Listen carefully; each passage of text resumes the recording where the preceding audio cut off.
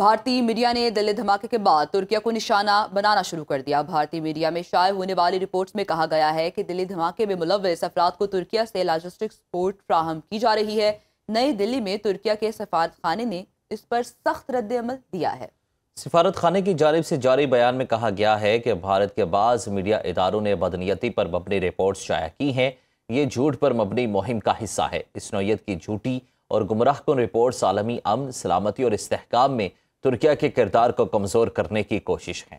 بھارتی میڈیا نے دلی دھماکے کے بعد ترکیہ کو نشانہ بنانا شروع کر دیا۔ بھارتی میڈیا میں شائع ہونے والی رپورٹس میں کہا گیا ہے کہ دلی دھماکے میں ملوث افراد کو ترکیہ سے لاجسٹک سپورٹ فراہم کی جا رہی ہے۔ نئی دلی میں ترکیہ کے سفارت خانے نے اس پر سخت رد عمل دیا ہے۔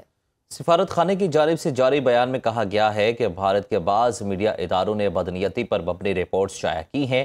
یہ جھوٹ پر مبنی مہم کا حصہ ہے۔ اس نوعیت کی جھوٹی اور گمراہ کن رپورٹس عالمی امن، سلامتی اور استحکام میں ترکیہ کے کردار کو کمزور کرنے کی کوشش ہے۔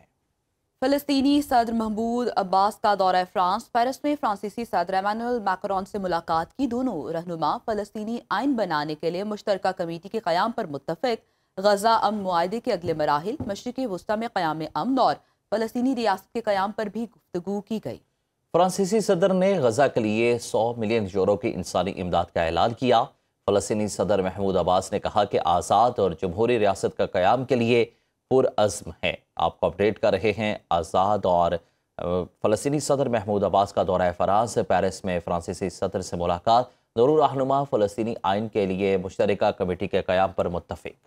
کرکٹ کی دنیا سے آپ کو بتائیں کہ پاکستان کرکٹ ٹیم کے سابق کپتان شاہد آفریدی نے کہا ہے کہ کرکٹ بورڈ مجھے عزت سے بلائے گا تو کردار ادا کروں گا۔ آکسفورڈ یونیورسٹی لندن پہنچنے پر طلبہ سے گفتگو کرتے ہوئے کہا کہ کرکٹ بورڈ ٹیم کے باپ کا کردار ادا کرتا ہے۔ اگر بورڈ عزت سے بلائے گا تو کردار ادا کریں گے۔ شاہد آفریدی کا مزید کہنا تھا کہ آج تک انہیں سیاست سے کوئی دلچسپی نہیں، لیکن آنے والے کل کے بارے میں کون جانتا ہے۔ کرکٹ پاک بھارت تعلقات میں اہم کردار ادا کر سکتی ہے۔ سابق کپتان نے کہا کہ مودی حکومت سے پہلے ان کی بھارتی کرکٹر سے بہت اچھی دوستی تھی۔ بھارتی میڈیا نے دلی دھماکے کے بعد ترکیہ کو نشانہ بنانا شروع کر دیا۔ بھارتی میڈیا میں شائع ہونے والی رپورٹس میں کہا گیا ہے کہ دلی دھماکے میں ملوث افراد کو ترکیہ سے لاجسٹک سپورٹ فراہم کی جا رہی ہے۔ نئی دلی میں ترکیہ کے سفارت خانے نے اس پر سخت رد عمل دیا ہے۔ سفارت خانے کی جانب سے جاری بیان میں کہا گیا ہے کہ بھارت کے بعض میڈیا اداروں نے بدنیتی پر مبنی رپورٹس شائع کی ہیں۔ یہ جھوٹ پر مبنی مہم کا حصہ ہے۔ اس نوعیت کی جھوٹی اور گمراہ کن رپورٹس عالمی امن، سلامتی اور استحکام میں ترکیہ کے کردار کو کمزور کرنے کی کوشش ہے۔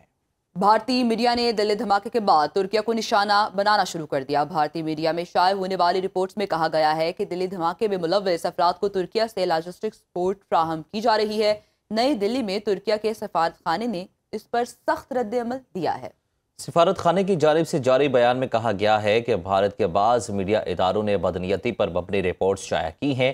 یہ جھوٹ پر مبنی مہم کا حصہ ہے۔ اس نوعیت کی جھوٹی اور گمراہ کن رپورٹس عالمی امن، سلامتی اور استحکام میں ترکیہ کے کردار کو کمزور کرنے کی کوشش ہے۔